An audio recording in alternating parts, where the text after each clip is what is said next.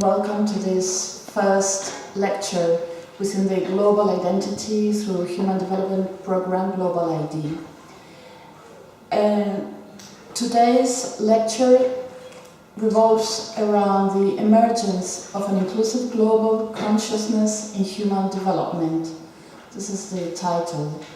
The lecture will be read by Dr. Grandío, who is a lecturer of management and organizations in the Business Administration and Marketing Department of the Universitat Jaume here in Castellón. He's got a PhD in Business Administration and Management by this university. He also has a degree in psychology and doctorate studies in social organization psychology. He is also a graduate in economics and business, both degrees at the University of Valencia. His teaching and research are focused on organizational learning and the impact of information and communication technologies in human resources management and education. He also works and does research on human development and cooperation projects. And he is especially interested in the role that consciousness plays in understanding humanity as a whole. He is the director of a research team named Organization and Virtual Learning, Human Resources and Cyber Psychology. So, without further ado, I'll give the floor to Dr. Grandío. Thank you very much, Alberto. Well, first of all, I must say I've been told for the students that want to connect to the Wi-Fi in this university that briefly you are going to receive an email with a password and usernames to be able to access to the network. Besides that, if more of you probably know, there is the global network called EduOne, where you can also connect with the usernames of your own university. If you have some problem, ask staff, any of us. Okay. Well, what's the origin of this gathering of this IP? 1 year ago, perhaps 2 years ago, many of us, many people who are sitting here, were thinking about where are the problems in cooperation, what is the things missing in that. And one thing we thought that it was missing was the global consciousness stuff. And we made a group called Global Consciousness Group. You can find it in this address you can see here, and you can find it also in Facebook and as a group. I'm eager for you to see and tell us what you think about it. And the key factor in this, we could say it is that we understand global consciousness as a massive emerging social consciousness about the unavoidable inclusiveness of all human relations. I would like also, because he's, I would say, the soul of this team, to Rosana Perez. She is the coordinator of this IP, and he also is the real engine that is moving to all of us to do so many projects together. One introduction I would like to use is, I don't know if any of you knows a great thinker called Jiddu Krishnamurti.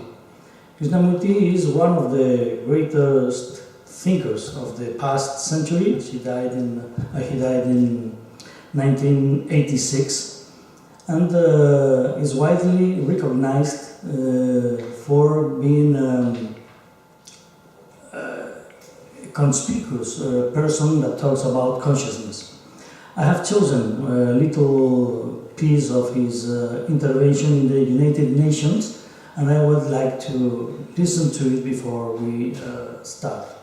I hope it works.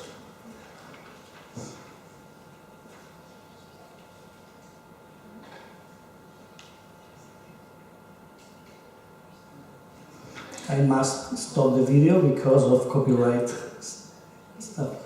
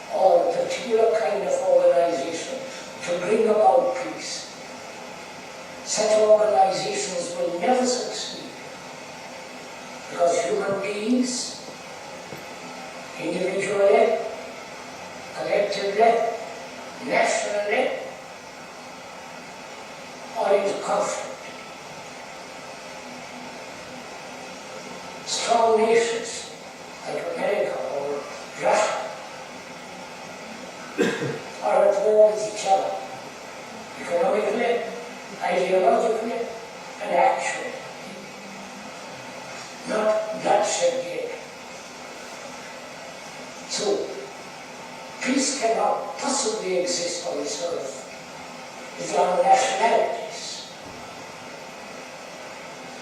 which, as we've said, is a glorified tribalism.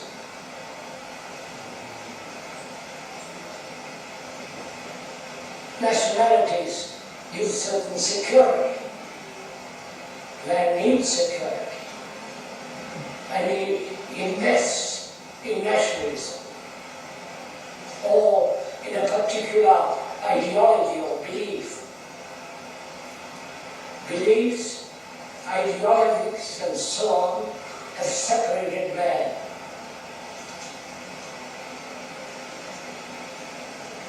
And organizations cannot possibly bring about peace between man and man, because he believes in something. He believes in certain ideologies. He believes in God, and others don't. I wonder if one ever considered religions based on a book, like the Quran or the Bible.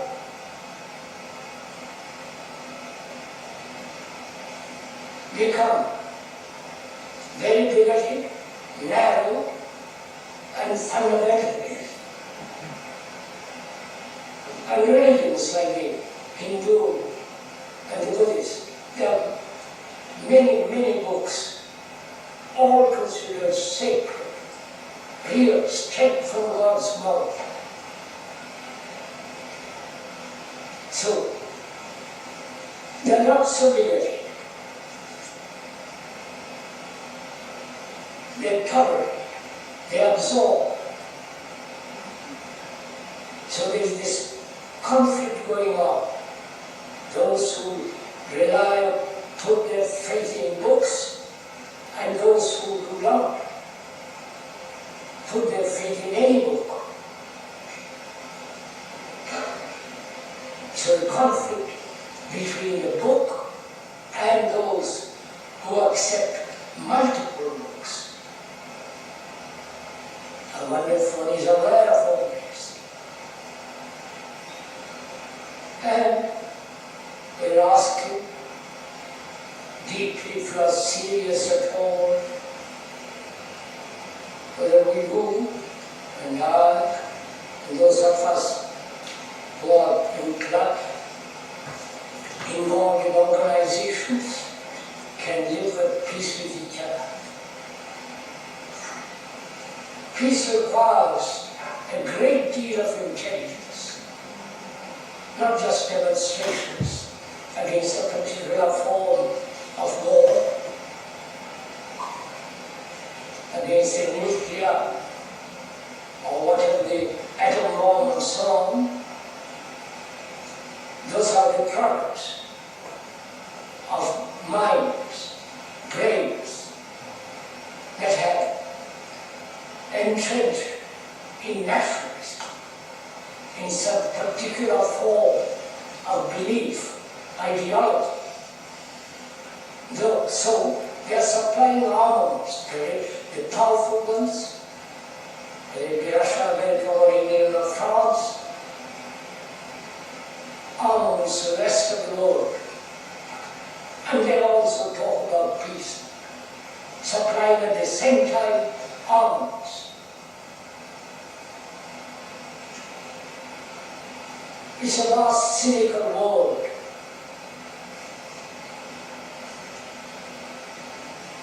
And cynicism can never tolerate affection, care, love. I think we've lost that quality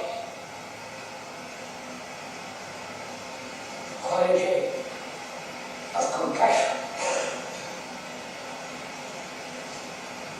Not analyze what is compassion. It can be analyzed very easily. You cannot analyze love.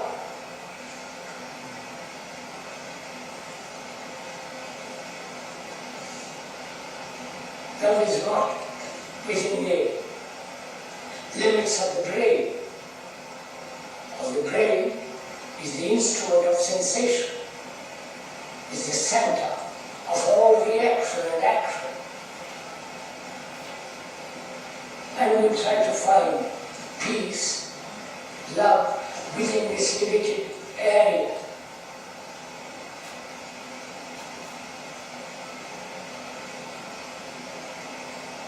Which means thought is not love. Because thought is based on experience, which is limited, and on knowledge, which is always limited, whether now or in the future.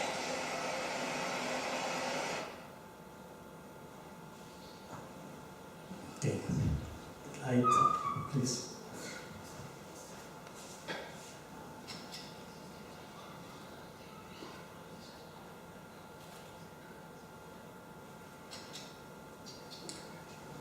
Last year in GlobeCons, we invited Professor Erwin Laszlo. He's a renowned philosopher and the founder of the Budapest Club, and he couldn't came here because of his age. He's a very old man, he's, almost 90 years old. And she could be here by, thanks to the new technologies, by Skype. And she began his speech with this phrase: consciousness is the totality of all we feel, think and value. It determines the way we see ourselves, the way we act, and the kind of world we create for ourselves and others around us. Laszlo said also that, as Albert Einstein says, you cannot solve a problem if you remain in the same level where the problem has been created. So, my reflection now is trying to relate consciousness with cooperation. Maybe in a behaviorist, when we see the behavior, we can talk about operations. And the cooperation can be seen as something, tasks done in the physical realm. And in the emotional level, maybe there would be an analogy that in that we call compassion. Compassion is not to have to be pity of anybody or anything, but is to have passion for all what is around us. And if we go up in another level, we could see that consciousness, or could see con is the Latin root in all of these levels. Science, knowing. In Latin, stide, science comes from the root that says that is to know. So at the cognitive level, from Latin, conscire, knowing, wisdom as well. At the emotional level, we can see here that with cesse would be in English something like to give up, giving up, allowing. It is let others do something. So we could conceive that all the evolution that we can assimilate to learning is a change, a continuous change in consciousness, probably each time more and more inclusive.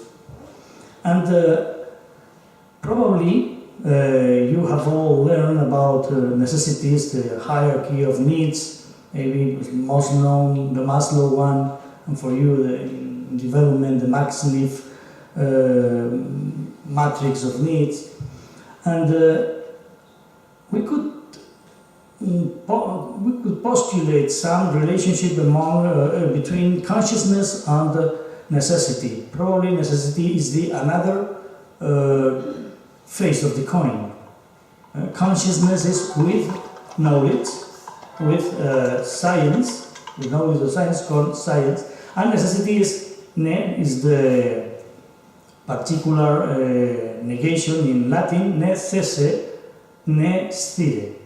So in Spanish we could say necio, it would be more similar in English, stupid, but in Latin ne is no, stire, no science or no knowledge, and necesse, I don't give in. For me it's necessary something. Probably the conversion, when we convert a necessity, a no, I don't know, in I know, in consciousness, is the act of learning. But in this process, there are many authors that talk about an evolutive interpretation, theory of evolution.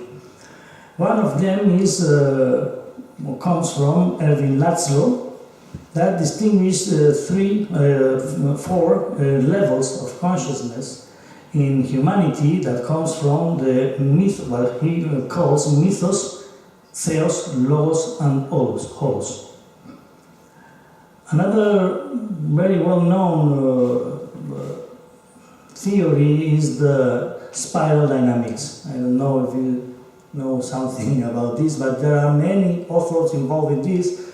There are many discussions about critical thinking about this construct, but basically we can see the authors in that.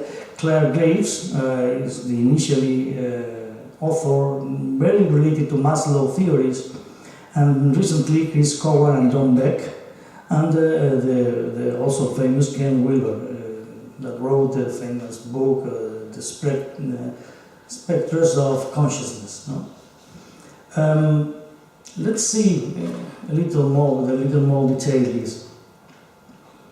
Laszlo says that humanity is now centered, focused in the third age he called Logos.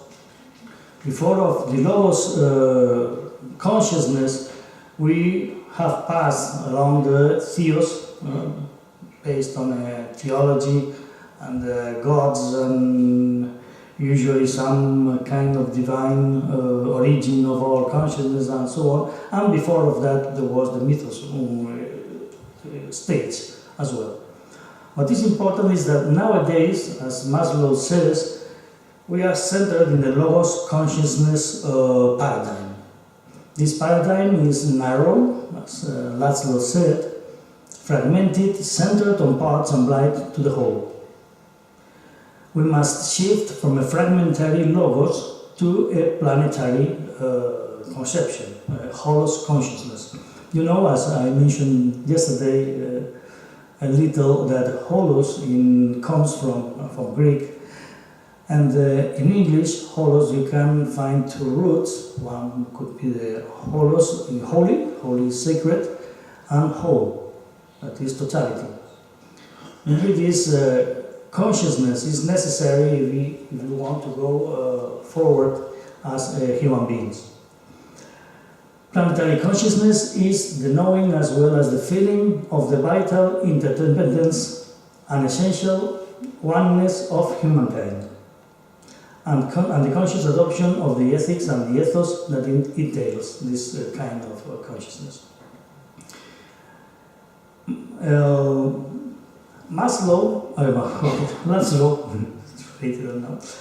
Laszlo says that there is an evolution from personal identity to family and community identity to national ethnic identity, and from then to the holos or the human biosphere identity. He also centers what he calls holos ethics, that there is an egocentric ethic, an anthropocentric ethic, ecocentric, an ecological one, and anthropo-ecocentric ethics to the holos ethics. And finally, as regards to consciousness, it's the same root, egocentered, social, ecological, as a species, as human beings, or as a total consciousness, all the creation as a whole. Another model is the spiral dynamics. I don't know if any of you know of this. It was relatively useful in the transition from in South Africa, from the past of the when the what was it, apartheid.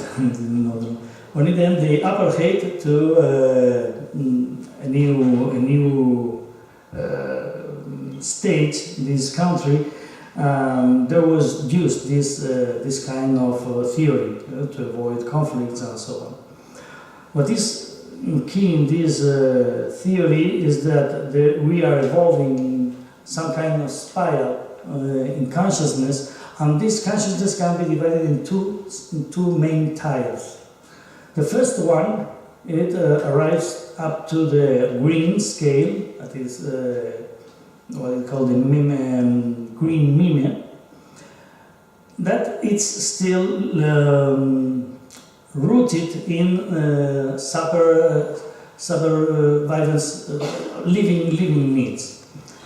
Meanwhile, the yellow and the turquoise or clear blue is related to the conscience of more wholes, or more related to the human, to the human being, to what is their being and not their necessities in the sense of biological and so on. And you have here some mirrors, and we could see this as well in a little YouTube I have found, if it works.